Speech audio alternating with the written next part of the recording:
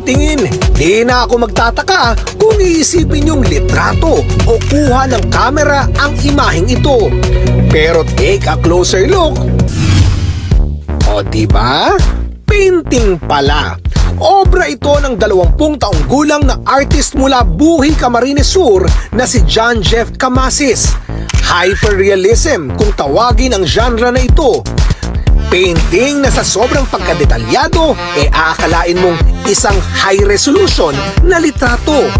At ang paborito niyang subject, mga dahon. Mas pinili ko maging obra yung mga dahon kasi pag nakakita ko ng dahon na nalaglag, na-inspire ako, marami akong walisin. Doon ako nagsimulang matutong mag-drawing sa lupa gamit ang walis tingting. Pag walis na yun, kaya naging paborito ko na yung obra ang dahon. Pero may malalim din umanong kahulugan ang bawat obra niya na madalas sumasalamin sa mundong ginagalawan niya. Tulad po nito, sa pagkahilig ko sa dahon, ayan, gumawa po ako ng obra. Nag-drawing ako ng isang magandang kotse sa loob ng sasakyan, sa loob ng dahon. Wala pa pong gumagawa ng ganyang klaseng obra. Kung makita nyo, may kotse sa loob ng dahon. Ngayon lang po kayo makakita ng ganyan at nakita nyo po, buhay na buhay yung dahon. Sariwang-sariwa po. Tingnan nyo po, oh. Ayan po yung kotse, oh. Yung gulong ng kotse po, nakita nyo po, bilog na bilog talaga. Yan ang buhay na buhay po ang pagkakadrawing talaga. Ayan po. Bata pa lang daw talaga, mahilig na mag-drawing si John na natutunan daw niya kakagaya sa kanyang mga kuya. Ako pala yung kuya ni Boss Uma. Mga bata pa lang kami, nakita ko na napakagaling talaga mag-drawing yan. Kasi pati yung mga dingding ng bahay namin, siya siya nagdo-drawing do, kaya lagi pinapalo ng nanay ko yan. Pero sa sa isang banda nakita namin na talagang may talent siya na makakarating to sa Rapid Tulfo sa Jessica Soho, ganun. Sana matupad niya yung mga pangarap niya.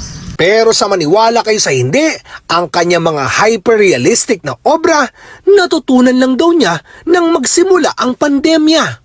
Nagsimula po ako mag-drawing nung nagpandemya. Naalala nyo naman, nagpandemya tayo. Ngayon lahat tayo may mga pinagdaanan. Kaya naisipan ko mag-drawing. Ayan, sa ganda nga ng mga drawing ko, sabi nung iba, hindi na raw sila nagtataka na asenso ko.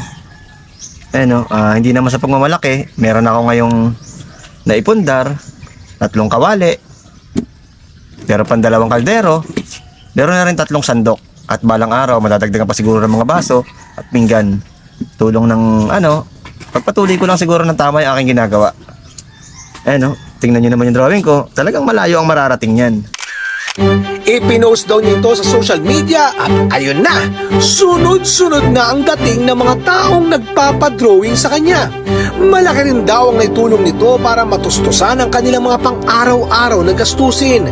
Pero higit pa umano sa kinikita niya ngayon, ang mas mahalaga raw. Marami akong naloko na nagpa-drawing sa akin, malaki ang kinita ko.